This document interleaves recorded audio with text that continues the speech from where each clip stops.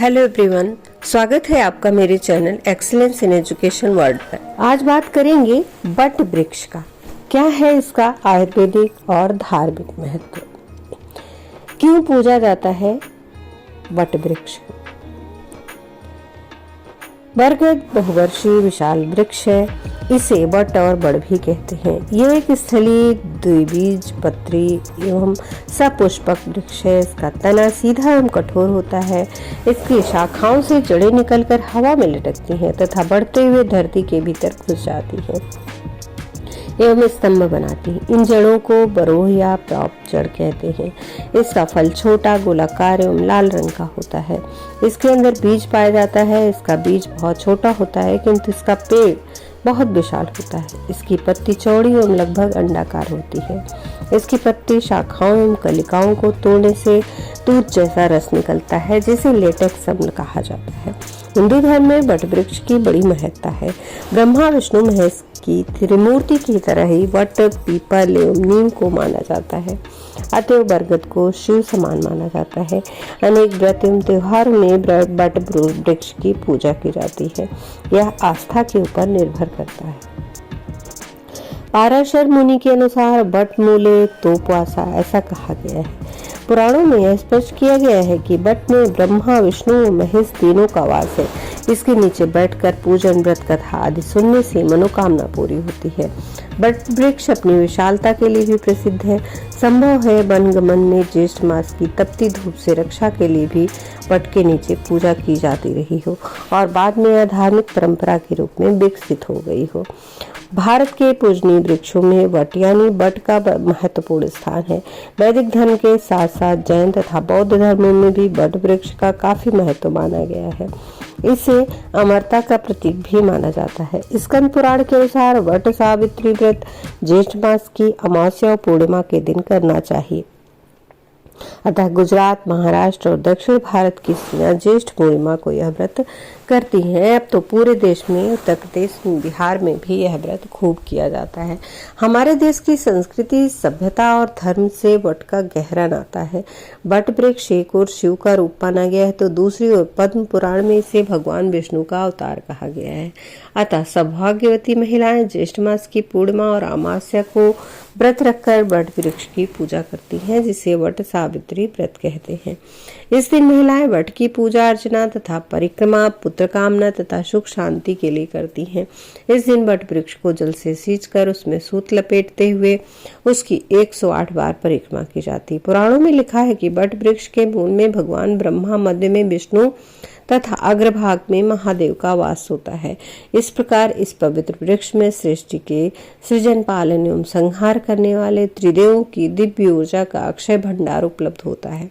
ऐसी मान्यता है कि वट सावित्री पूर्णिमा के दिन पूजा अर्चना करने से सुख सौभाग्य में वृद्धि होती है। कुछ क्षेत्रों में ज्येष्ठ पूर्णिमा को वट पूर्णिमा के रूप में भी मनाया जाता है, जो कि वट सावित्री के समान ही होता है। प्राचीन ग्रंथ वृक्षायुर्वेद में बताया गया है कि जो यथोचित रूप से बरगद के वृक्ष लगाता है वह शिव धाम को प्राप्त होता है। धार्मिक दृष्टि से वट का महत्व तो है ही, चिकित्सा की दृष्टि से भी बरगद बहुत उपयोगी है। दार्शनिक दृष्टि से देखें तो वट वृक्ष दीर्घायु व अमृतत्व बोध के प्रतीक के नाते भी स्वीकार किया जाता है। वट वृक्ष ज्ञान एवं निर्वाण का प्रतीक है। भगवान बुद्ध को इसी वृक्ष के नीचे ज्ञान प्राप्त हुआ था, इसीलिए वट वृक्ष को पति की दीर्घायु के लिए पूजना इस व्रत का अंग बना। महिलाएं व्रत पूजन कर कथा कर्म के साथ वट वृक्ष के आसपास सूत के धागे परिक्रमा के दौरान लपेटती है। आयुर्वेदिक मत से वट वृक्ष के सभी हिस्से कैसैले, मधुर, शीतल तथा आंतों का संकुचन करने वाले होते हैं। कफ, पित्त आदि विकार नष्ट करने के लिए इसका प्रयोग होता है। बमन, ज्वर, मूर्छा आदि में इसका प्रयोग लाभदायक है। यह शरीर की कांति बढ़ाता है। इसकी छाल और पत्तों से औषधियां भी बनाई जाती हैं। वट सावित्री पूर्णिमा के दिन किसी योग्य ब्राह्मण अथवा जरूरतमंद व्यक्ति को अपनी श्रद्धा अनुसार दान दक्षिणा देने से पुण्य फल प्राप्त होता है तथा प्रसाद में चने व गुड़ का वितरण करने का महत्व है। सुख समृद्धि और अखंड सौभाग्य देने वाले वट वृक्ष की धार्मिक विशेषताएं हैं। पुराणों में यह स्पष्ट है कि वट में ब्रह्मा विष्णु और महेश तीनों का वास है। वट पूजा से जुड़े धार्मिक, वैज्ञानिक और व्यवहारिक पहलू हैं। वट वृक्ष ज्ञान व निर्माण का प्रतीक है। भगवान बुद्ध को इसी वृक्ष के नीचे ज्ञान प्राप्त हुआ था। वट एक विशाल वृक्ष होता है जो पर्यावरण की दृष्टि से एक प्रमुख वृक्ष है, क्योंकि इस वृक्ष पर अनेक जीवों और पक्षियों का जीवन निर्भर रहता है। इसकी हवा को शुद्ध करने तथा मानव को आवश्यकताओं की पूर्ति में भी भूमिका होती है। दार्शनिक दृष्टि से देखें तो वट वृक्ष दीर्घायु व अमृतत्व के बोध के नाते भी स्वीकार किया जाता है। वट सावित्री में स्त्रियों द्वारा वट अर्थात बरगद की पूजा की जाती है। इसके नीचे बैठकर पूजन, व्रत, कथा आदि सुनने से मनोकामनाएं पूर्ण होती हैं। वट वृक्ष का पूजन सावित्री सत्यवान की कथा का स्मरण करने के विधान के कारण ही यह व्रत वट सावित्री के नाम से प्रसिद्ध हुआ। धार्मिक मान्यता है कि वट वृक्ष की पूजा लंबी आयु, सुख समृद्धि और अखंड सौभाग्य देने के साथ ही हर तरह की कलह और संताप मिटाने वाली होती है। अनेक वृक्षों को देवता तुल्य माना गया है। इसी प्रकार कई पौधे वृक्ष ऐसे हैं जिनका धार्मिक महत्व तो है ही, साथ ही उसका वैज्ञानिक आधार भी है। सनातन धर्म में ब्रह्मा विष्णु महेश की त्रिमूर्ति की तरह वट, पीपल और नीम को माना जाता है। इनमें बरगद को ब्रह्म समान माना जाता है। कई व्रत त्योहारों में वट वृक्ष की पूजा की जाती है।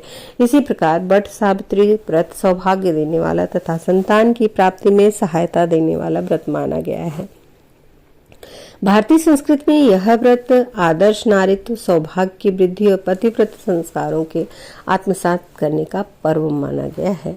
इस व्रत में वट और सावित्री दोनों का विशिष्ट महत्व है। पाराशर मुनि के अनुसार वट मूले तोपवासा ऐसा कहा गया है। पुराणों में स्पष्ट है कि वट में ब्रह्मा विष्णु महेश तीनों का वास है। इसके नीचे बैठकर पूजन, व्रत, कथा आदि सुनने से मनोकामना पूर्ण होती है, ऐसी मान्यता है। वट वृक्ष दीर्घायु व अमृतत्व बोध के प्रतीक के नाते भी स्वीकार किया जाता है। वट वृक्ष ज्ञान व निर्वाण का प्रतीक है। वट वृक्ष इसीलिए पूजा जाता है। भगवान बुद्ध को इसी वृक्ष के नीचे ज्ञान प्राप्त हुआ था। प्राणवायु यानी ऑक्सीजन देता है बरगद। कुछ विशेष पेड़ों की पत्तियां ऑक्सीजन बनाने का काम करती हैं। बताया जाता है कि पत्तियां 1 घंटे में 5 मिलीलीटर ऑक्सीजन बनाती हैं। इसलिए जिस पेड़ में ज्यादा पत्तियां होती हैं वह पेड़ सबसे ज्यादा ऑक्सीजन बनाता है। बरगद, बांस, नीम और तुलसी के पेड़ अत्यधिक मात्रा में ऑक्सीजन देते हैं। बरगद, नीम, तुलसी के पेड़ एक दिन में 20 घंटे से ज्यादा समय तक ऑक्सीजन का निर्माण करते हैं। पुराणों में वर्णन आता है कि कल्पांत या प्रलय में जब समस्त पृथ्वी जल में डूब जाती है उस समय भी वट का एक वृक्ष बच जाता है। अक्षय वट कहलाने वाले इस वृक्ष के पत्ते पर ईश्वर बाल रूप में